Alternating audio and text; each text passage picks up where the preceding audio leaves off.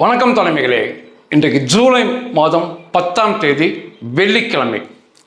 தொடரும் உக்ரைனின் துல்லியமான தாக்குதலால் ரஷ்யா நூற்றாண்டுக்கு பின்னால் சென்று கொண்டிருக்கிறது.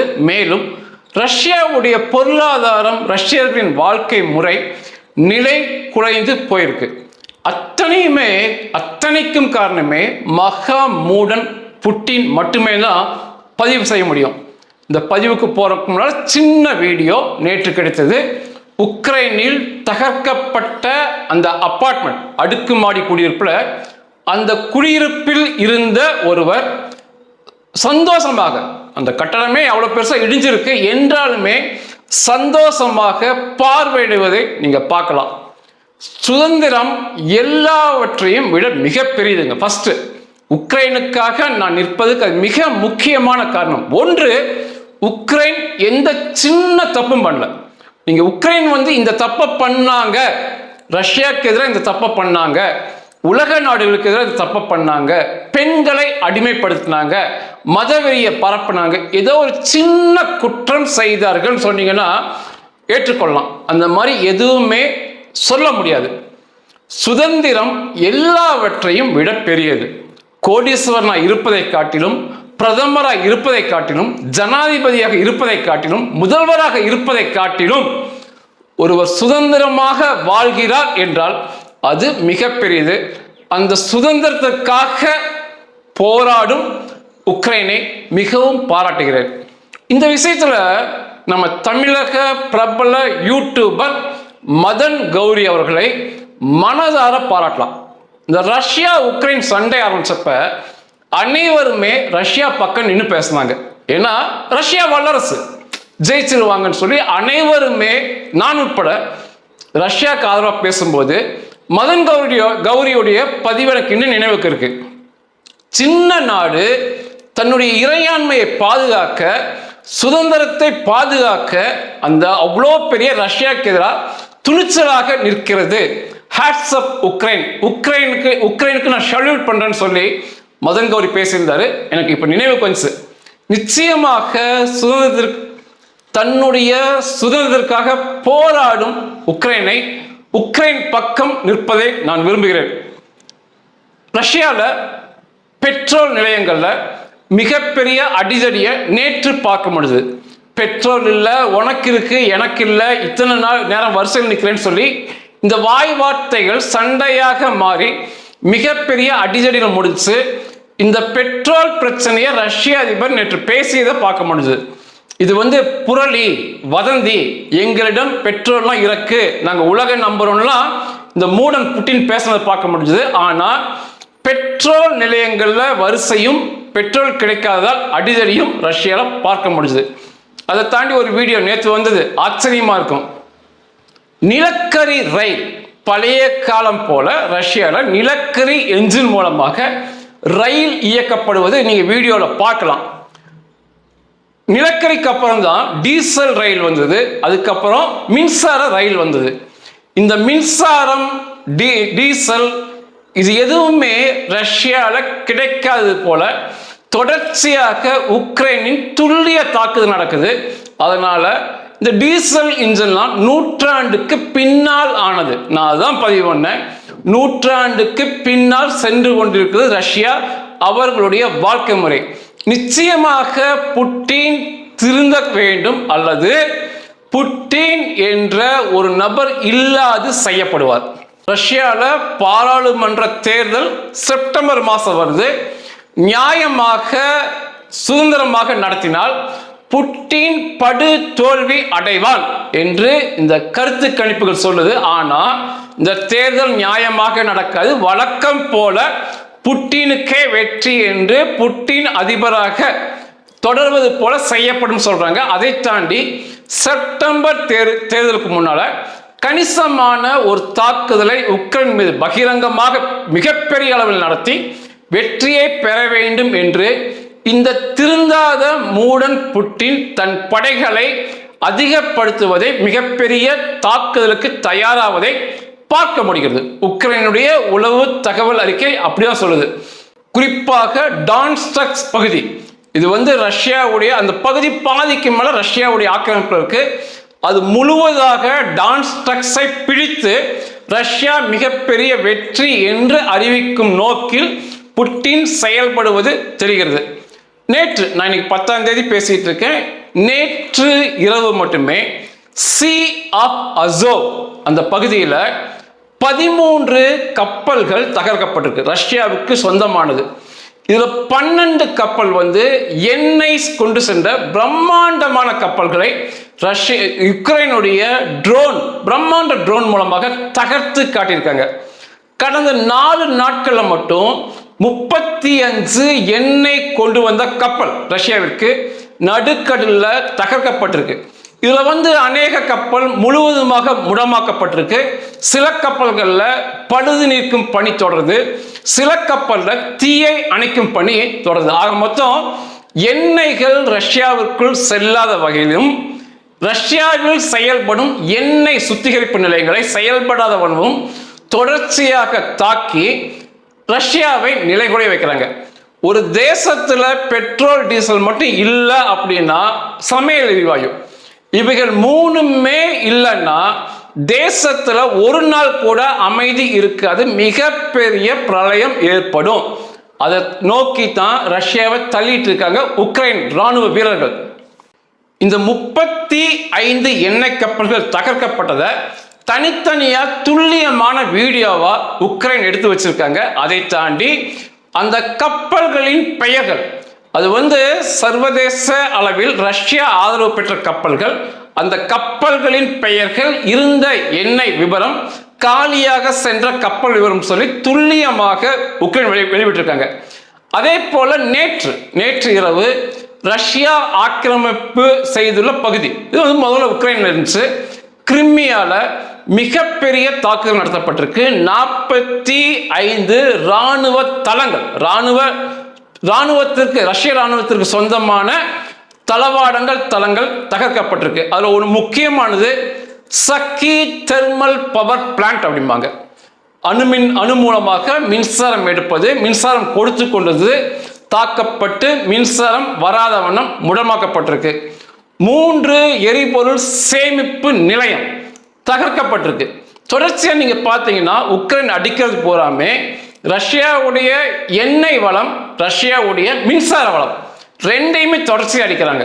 இது ரெண்டையுமே நம்ம இல்லாமல் பண்ணிட்டா போதும், அதுவே தன்னை போல ஒரு உள்நாட்டு புரட்சி ஏற்படுவதற்கு இது வழி வகுக்கும். அது போக இதை போன்ற பிரம்மாண்ட இடங்கள் கிரிமியால தாக்கப்பட்டு நேற்று இரவு அழிக்கப்பட்டிருக்கு. இதுக்கு எல்லாமே காரணம் வந்து உக்ரைனுடைய ட்ரோன் தான். அதாவது முப்படை போல உக்ரைன் இப்போ ட்ரோன் படைக்கு தனி இராணுவத்தை வச்சிருக்காங்க. இப்ப தரைப்படை, விமானப்படை, கப்பல் படை போன்று ட்ரோன் படை என்று உக்ரைன்ல வச்சிருக்காங்க. அதற்கு தலைமை தளபதி இருக்காரு, பிற ராணுவ தளபதிகள் ட்ரோன் படைக்கு என்று இருக்காங்க. இன்றைக்கு வந்து உக்ரைன் வந்து தரைப்படை ராணுவ வீரர்களுக்கு அடுத்து அந்த ட்ரோன் படையை தான் நம்புறாங்க. ட்ரோன் படை தான் இவ்வளோ பெரிய வெற்றியை தேடி தருது. ஒரு சின்ன வீடியோ இருக்கு. ரஷ்ய ராணுவ வீரர் உக்ரைன் ட்ரோனை நோக்கி இயந்திர துப்பாக்கிகளால் சுடுறார். கிட்டத்தட்ட 100 ரவுண்டு, 100 தோட்டாக்கள் மேலே போகுது. நீங்க பார்க்கும்போது தெரியும். ஆனாலுமே அந்த ட்ரோன் தப்பித்து சரியான இடத்தை போய் தாக்குறத நம்ம பார்க்க முடியும். ஏன்னா ட்ரோனின் வேகம் இவர் சுடுவதை காட்டிலும் மிக வேகமாக வருவதால் தான் அத்தனை குண்டுக்கு தப்பிச்சு சரியான இடத்தை அளிக்கிறது. இந்த உக்ரைனுடைய ட்ரோன்களால் ரஷ்யா உண்மையாகவே கதி கிளங்கி போயிட்டாங்கன்னா தெரியுது.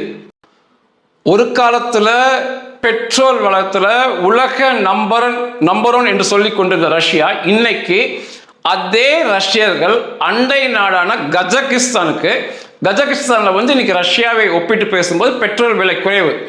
அவர்கள் கார்கள்ல கூடுதல் எரிபொருள் தொட்டி செய்து மாட்டி, கார்கள்ல ஒரு எரிபொருள் தொட்டி இருக்கும், பெட்ரோல் டேங்க் கூடுதலாக எரிபொருள் தொட்டி செய்து அதனோடு கார்களை ஓட்டி சென்று அங்குள்ள பெட்ரோல் பங்குகளில் ஏதாவது கவனிப்பு செய்து பெட்ரோலை நிரப்பிக்கொண்டு திரும்ப ரஷ்யாவுக்கு வராங்கன்னு சொல்லி தெரிய வந்துச்சு.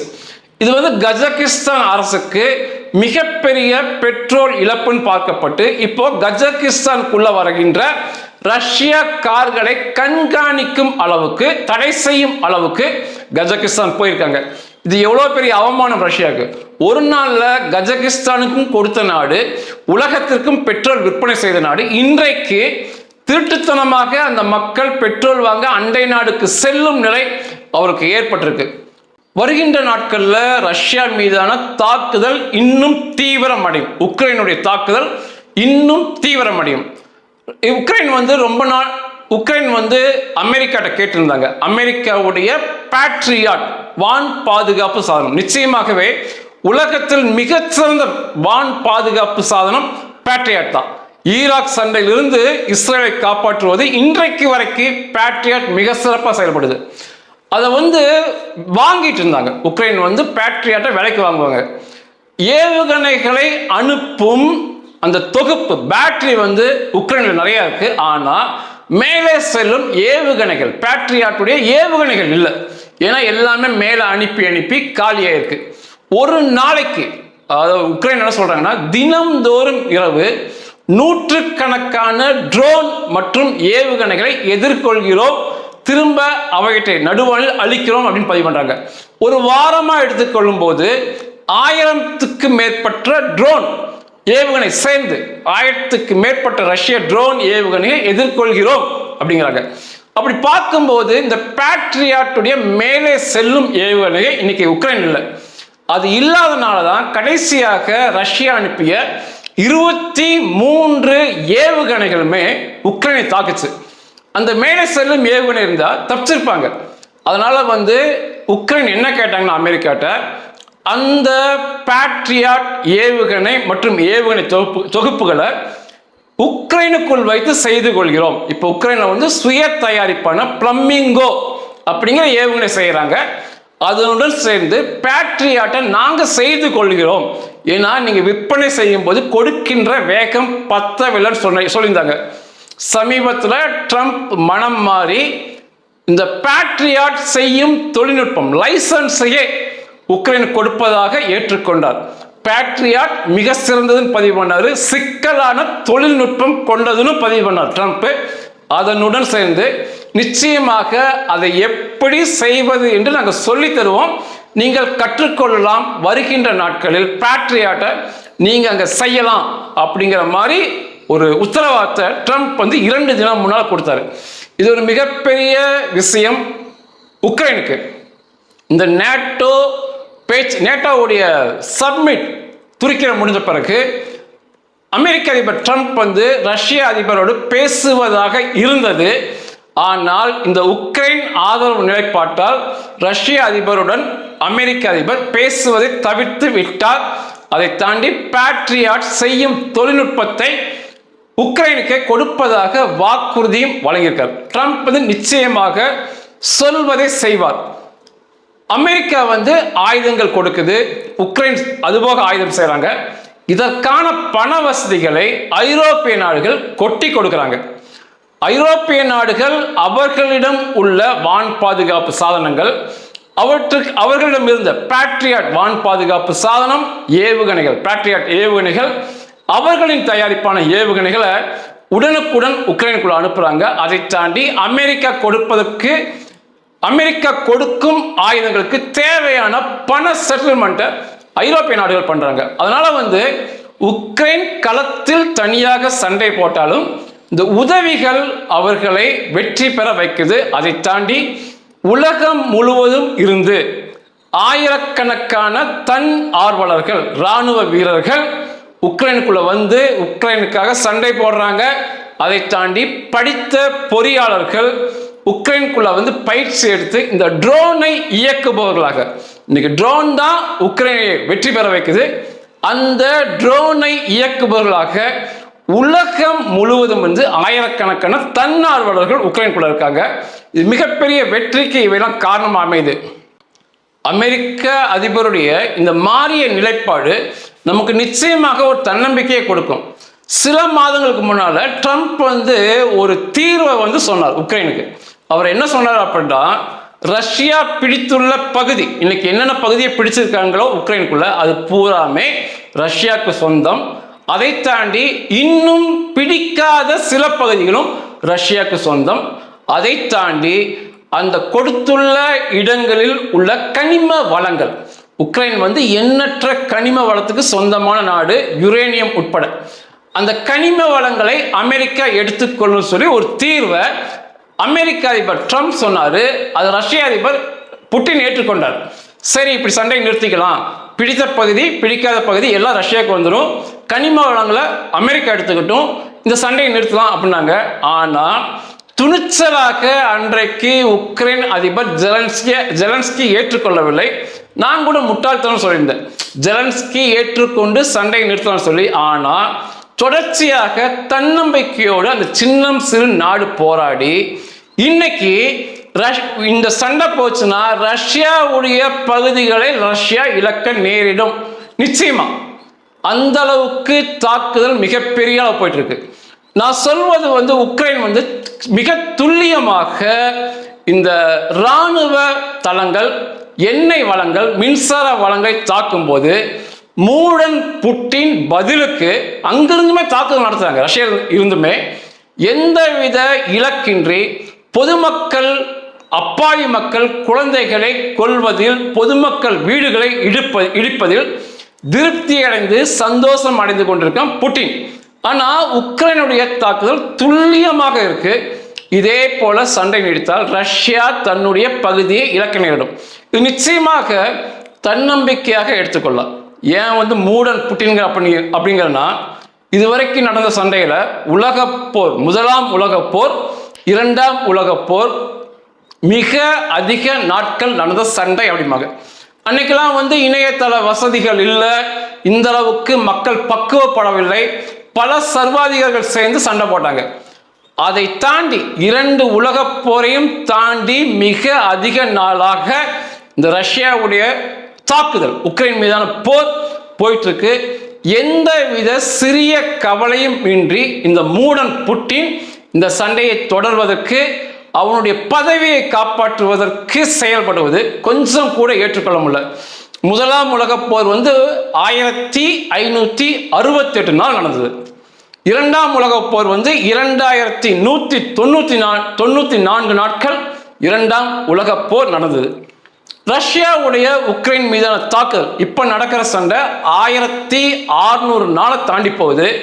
இதுக்கு முன்னால கிரிமியாவை பிடிக்க போட்ட சண்டை, டான்ஸ்டக்ஸை பிடிக்க போட்ட சண்டையெல்லாம் எடுத்துக்கிட்டீங்கன்னா 4500 நாட்கள் ஆகுது ரஷ்யா வந்து இப்படி தாக்குதல் நடத்துவது உக்ரைன் மீது. இது மிகப்பெரிய தாக்குதல் உக்ரைன் மீது.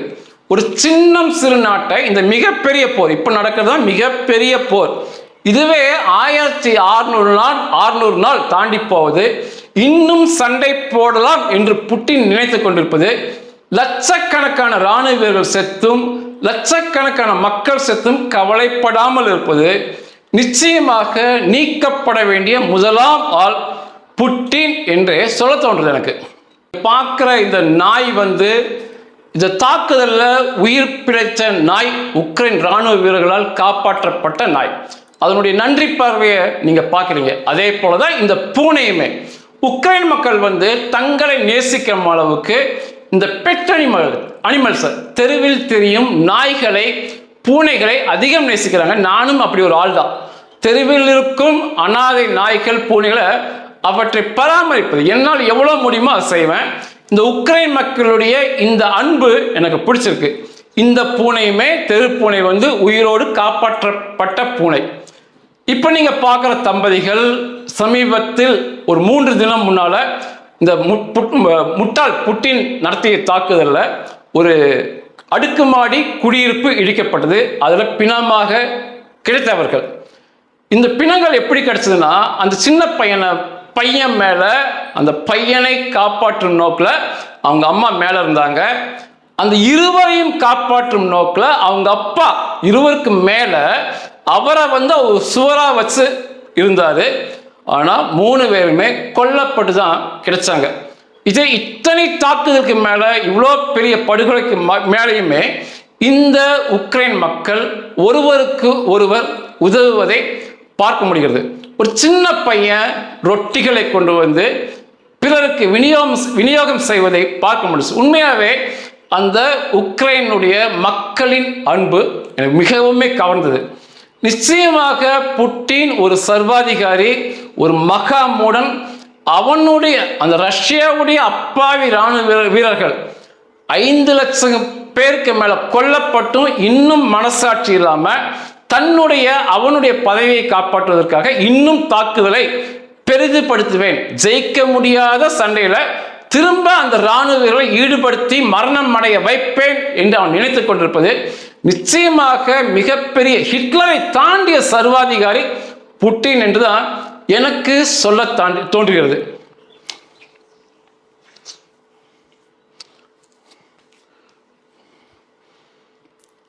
கடைசி வீடியோ நேற்று இரவு எனக்கு கிடைச்ச வீடியோ. உக்ரைன்ல ஒரு சின்ன பதுங்குகுழி, ஏதோ ஒரு வீட்டுக்குள்ள இருக்கிற ஒரு அறைக்குள்ள ஒரு தாய் தன் மகனை உயிரோடு காப்பதற்கு போராடுவது தெரியுது. மேல பார்த்தீங்கன்னா ட்ரோன்கள் பறப்பது, ரஷ்யாவுடைய ட்ரோன்கள் பறக்கும் சத்தத்தை நீங்களும் உணரலாம்.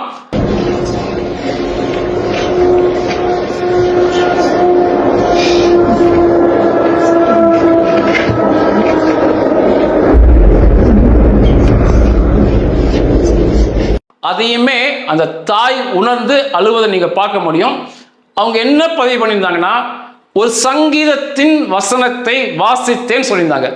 சங்கீதம் 91:11 வாசித்தேன் அப்படின்னாங்க. இதை கிறிஸ்துவர் அல்லாத மக்களுக்கு அது தெரியாது அப்படிங்கிறனால அந்த வசனத்தை சொல்றேன். உன் வழிகளிலெல்லாம் உன்னை காக்கும்படி உனக்காக தம்முடைய தூதர்களுக்கு கட்டளையிடுவார். அதாவது கடவுள் அப்பாவி மக்களை காப்பாற்ற அவங்க செல்லும் வழிகள் எல்லாம் தூதர்களை, இறை தூதர்களுக்கு கட்டளையிடுவார் என்ற புனித வேதாகம வசனத்தை அவர்கள் வாசித்தார்கள் சொல்லியிருந்தாங்க. இன்று இப்போ அந்த தாயும் அந்த குழந்தையும் உயிரோடு இருக்காங்களா இல்லையான்னு தெரியல. ஒருவேளை கொல்லப்பட்டிருக்கலாம். நிச்சயமாக எந்த குற்றமும் செய்யாத இந்த அப்பாவி உக்ரைன் மக்களுக்கு துணை நில்லுங்கள். துணை நிற்கிறேன். நன்றிகள்.